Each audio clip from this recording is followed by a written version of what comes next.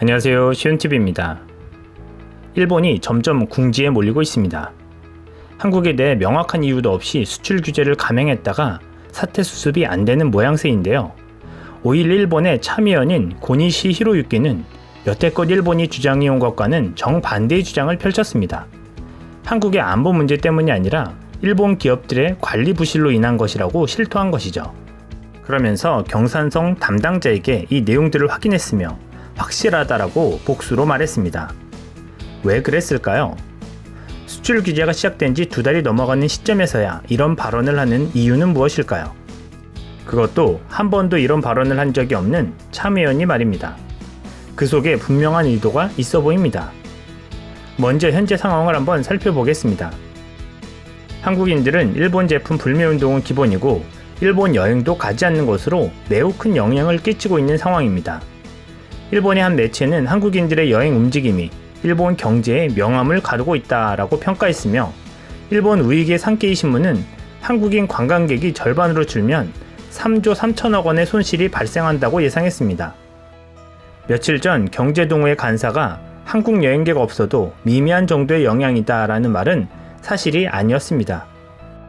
우리나라 관광객들이 연간 지출하는 금액은 320억 달러, 한화로 38조 3천억 원이고 세계 9위 수준이라고 합니다. 아시아에서는 중국 다음으로 높은 상황이죠. 일본제 수입차도 1년 전보다 57%나 급감하고 있는 상황입니다. 그리고 일본은 반도체 부품 소재에 제동을 걸었으나 우리 기업들이 단결해서 국산화에 계속 성공해가는 상황이라 곧 일본에 의존했던 브라스소와 같은 부품 소재 기업들은 엄청난 위기가 닥쳐올 예정입니다. 일본이 만지작거리던 국제사법재판소의 법적 판단은 어떻게 될까요? 일본 내 저명한 국제법 전문가는 이렇게 말합니다.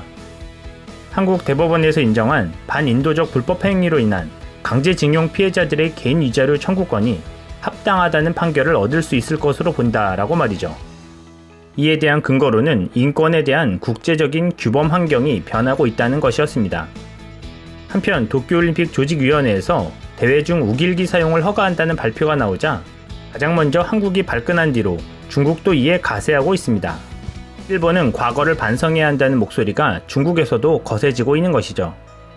중국 네티즌들은 속속 도쿄올림픽에서 벌어지는 우길기 응원 허용을 비판하는 내용을 전달하며 한국인들의 기계 있는 대처를 높이 평가하고 있습니다.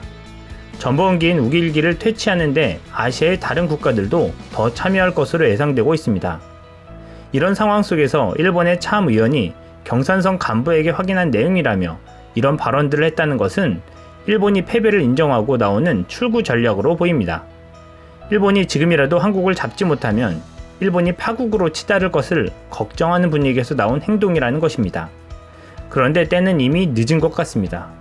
그 어느 때보다도 한국인들은 똘똘 뭉쳐있고 일본의 일자만 나와도 거부 반응이 나오고 있기 때문이죠.